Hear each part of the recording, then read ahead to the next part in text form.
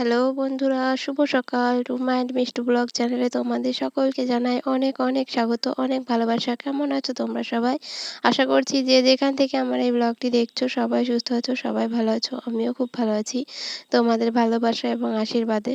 তো চলো, এখন বাজে সকাল 8টা। এখন থেকে আমি আমার ব্লগটা শুরু করছি। তো তোমরা দেখতে থাকো আর আমার পাশে থাকো আর আমার পুরো ভিডিওটি দেখো না টেনে। তো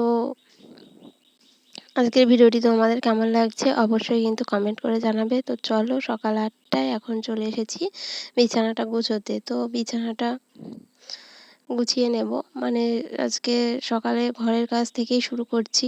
তো দেখো, বিছানাগুলো আমি ভাঁজ করে নিলাম আর বালিশগুলোকে এক জায়গায় করে দিচ্ছি, আর তারপর বিছানাটা একটু ভালো করে শার্ট করে নেব।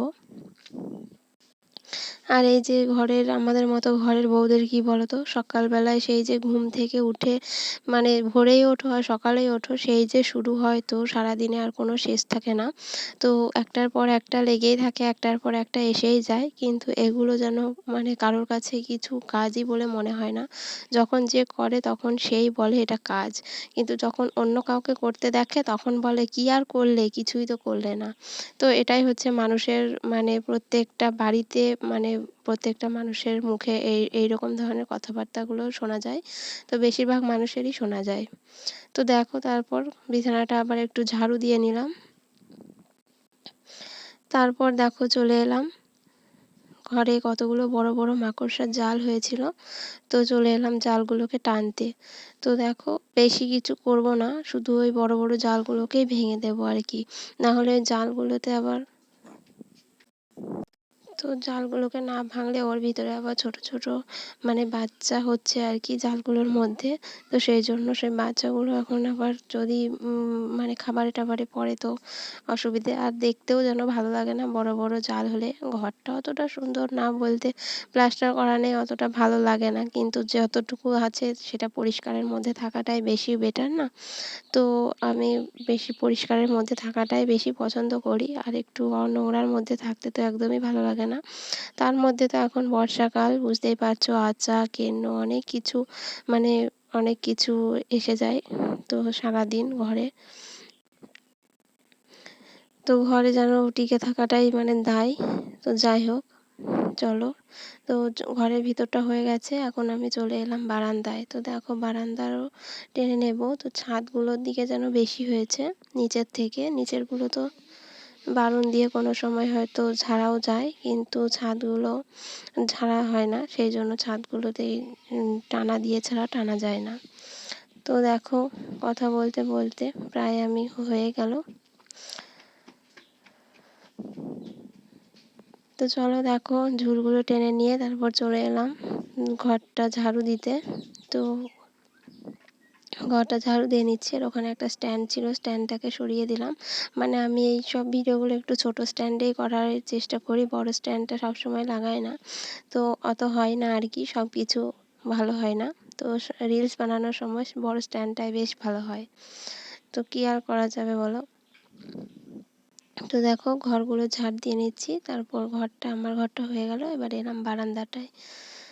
তো এদিকে শাশুড়ি মায়ের ঘরটা ছিল, ওই ঘরটাও আমি ঝাড় দিয়েছি, কিন্তু তখন আর ক্যামেরাটা অন করতে আমার খেয়াল ছিল না, সেই জন্য আর ওইটা তোমাদের সঙ্গে শেয়ার করলাম না।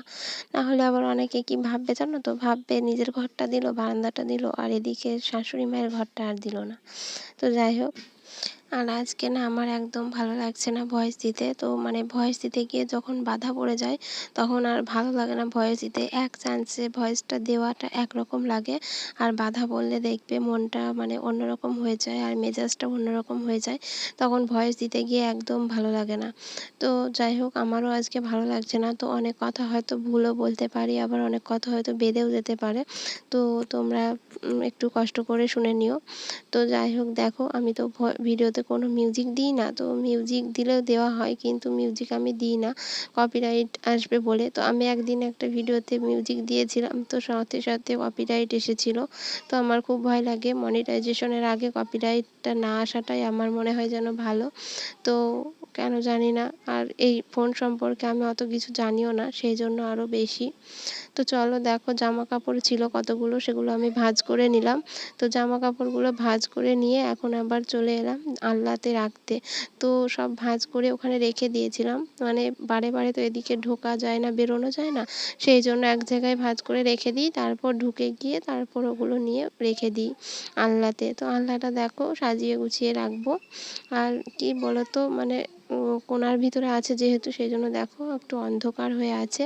আর আজকে তো মেঘের পরিস্থিতিটা ভালো না, সেই জন্য আরও অন্ধকার লাগছে, আলোটা লাগছে না। তো আমাকে হয়তো দেখাই যাচ্ছে না ভালোভাবে। তো যাই হোক বন্ধুরা, কষ্ট করে দেখে নিও।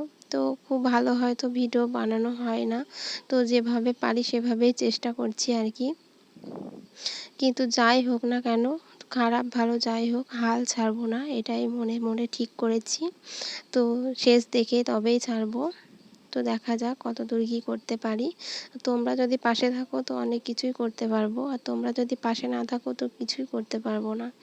তো যাই হোক, আর জানো তো ফোনের আমার ক্যামেরাটাও একটু খারাপ হয়ে গেছে, তো সেই জন্য আরও ছবি ভালো হয় না। যখন নতুন ছিল খুব সুন্দর ছবি হতো, কিন্তু এখন একটু খারাপের দিকে যাচ্ছে তো ফোনটা, সেই জন্য আরও।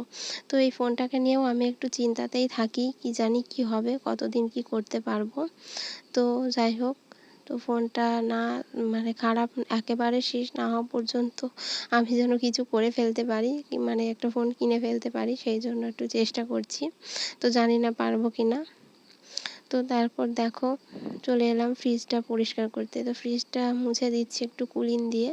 তো দেখবে কুলিন দিয়ে না মুছলে কি বলো তো, যে দাগগুলো থাকে না ওগুলো উঠতে চায় না, তো শুধু শুধু যদি মোছা হয়। তো ভিতরটা আর মুছবো না আজকে, বাইরেটা মুছে দিচ্ছি। তো ভিতরটা পরিষ্কারই আছে সেভাবে, তো ভিতরে এমন কিছু জিনিস রাখা হয় না। আর এই ভিতর দিয়ে গিয়ে আবার সামনেটা একটু ভালো করে মুছে দিলাম। তো তারপর দেখো চলে এলাম, কতগুলো বাসন ছিল তো বাসনগুলো ধুতে। তো রান্না টান্না হয়ে গেছে, খাওয়া দাওয়া হয়ে গেছে। তো আমি অন্য দিনকে না অল্প অল্প করে বাসনগুলো ধুয়ে ফেলি, কিন্তু আজকে ধুইনি, তো একবারে নিয়ে বসেছি, সেই জন্য দেখো অনেকগুলো বাসন হয়েছে। তো ওদিকে দেখো ট্যাপটা চালিয়ে দিয়েছি, বালতিতে জল লোড হচ্ছে, আর আমি এদিকে বাসনগুলো মেজে নিচ্ছি। আর এদিকে দেখো গ্যাসের উনান টুনান সব কিছু একবারে নামিয়েছি। তো সব কিছু নামিয়েছি বলেই অনেকগুলো বাসন হয়েছে, খাওয়া দাওয়া করেছি সেই বাসনগুলোও হয়েছে।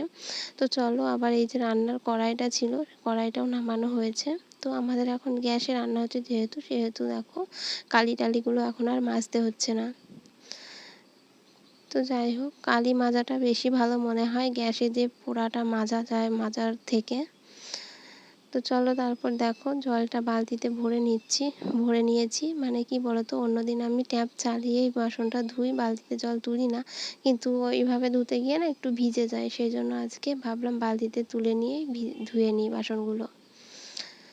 তো আজকের ভিডিওটি তোমাদের কেমন লাগছে অবশ্যই কিন্তু কমেন্ট করে জানাবে। আর সবাই কিন্তু অবশ্যই অবশ্যই আমার পাশে থাকবে। আর যারা এখনও আমার চ্যানেলটিকে সাবস্ক্রাইব করনি তারা আমার চ্যানেলটিকে সাবস্ক্রাইব করে নিও, তাহলে আমি যখনই কোনো ভিডিও দেব তো ভিডিও নোটিফিকেশন তোমাদের কাছে আগে পৌঁছে যাবে। তো দেখো তারপর আজকে হচ্ছে পঞ্চমী, শেষ পঞ্চমী আর কি। তো সবার আছে কি জানি না, কিন্তু আমাদের আছে পঞ্চমী। তো একটা মনসা গাছ লাগানো হয়েছে, তো সেই গাছটাকে পুজো করা হয়। তো মনসা গাছ পুজো, তো সেই জন্য দেখো ফুল বেলপাতা সব তুলেছে, আর এদিকে সব কিছু রেডি করে নিয়েছে। তো নৈবেদ্যর জন্য চাল কলাও রেডি করে নিয়েছে শাশুড়ি মা, সব গুছিয়ে রেখেছে। তো চলো একটু পরে ব্রাহ্মণ আসবে, তখন পুজো হবে। তো চলো তোমরা দেখতে থাকো ভিডিওটা।